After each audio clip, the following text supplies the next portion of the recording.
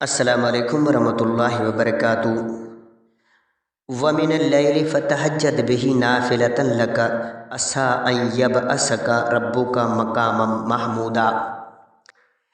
कुछ रात जो कुरान सा तहजुद पढ़ जो वह तोले वदीक इबादत है तू जो पढ़हार तो खे सिगोई सारा यल जाय में उथारंदो। सूरह बनी इसराइल आयत नंबर 79।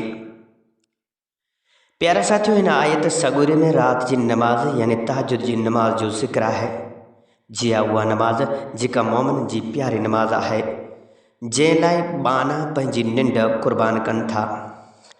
अचो तो तहजुद यानी क़यामुल लैल जी ख़ूबसूरती ते नज़र विझूं। फ़र्ज़ नमाज़न लाइ आवाज़ ॾींदड़ बांग ॾींदड़ इंसान हूंदो आहे, पर तहजुद जी निदा जहान जो पाणहार ॾींदो आहे।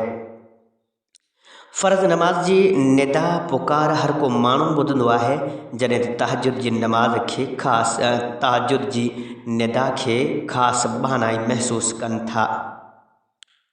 फ़र्ज़ नमाज जी पुकार हय्या अला सलाह हय्या अल फलाह आहे, जॾहिं तहजुद जी पुकार सुहिणे रब जी इहा निदा आहे त आए को सवाल करण वारो मां उनखे अता करियां। फ़र्ज़ नमाज सभिनी मुस्लमाननि ते फ़र्ज़ आहे, जॾहिं तहजुद अल्लाह पाक जे पसंदि कयल बानाई पढ़ंदा आहिनि।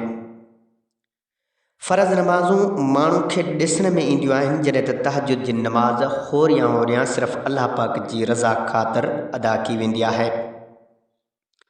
फ़र्ज़ नमाज़ पढ़ण वक़्तु मुस्लमान दुनिया जे ख़्यालनि में रोदल ऐं शैतानी वसवसनि में मुब्तला हूंदो आहे, जॾहिं तहजुद में मोमिन बानू दुनिया खां सभु लाॻापा कटे सिर्फ़ु आख़िरत जी फ़िक्र में मगन हूंदो आहे।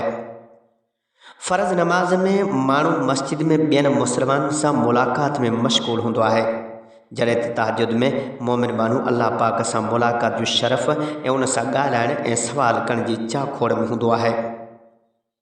फ़र्ज़ नमाज में दुआ क़बूल थियण जी ख़बर न आहे, जॾहिं तहजुद में अल्लाह पाक पाण पंहिंजे बाननि सां दुआ जी क़बूल थियण जो वाइदो कयो आहे। तहजुद जी नमाज उन ख़ुशनसीब बाने ऐं बानिन खे हासिल खे नसीब थींदी आहे जंहिंसां अल्लाह पाक पाण कलाम करणु घुरंदो आहे ऐं उन्हनि जा ॾुख सूर सुणणु घुरंदो आहे, छो जो उहो रब उन वक़्तु पंहिंजे बाने खे सभ खां वधीक वेझो आहे। ख़ुशनसीब आहिनि उहे बाना जेके अल्लाह पाक जे पारां आदि असुर जो ॾिनल दावतनामो क़बूल करे उनखे साम्हूं बेही ऐं वेही पंहिंजा ॾुखड़ा ॿुधाईंदा आहिनि। प्यारा साथियो, जेकॾहिं अमीं बि उन्हनि ख़ुशनसीबनि में शामिलु थियणु घुरो था त आदि असुर जो उथो ऐं पंहिंजे पालनहार साम्हूं नंढे ॿार वांगुरु रुओ। जीअं नंढे ॿार खे का शइ न मिले पोइ उहो रुअंदो आहे, आख़िरकार उहा पंहिंजे माउ पीउ खां हासिलु करे वठंदो आहे।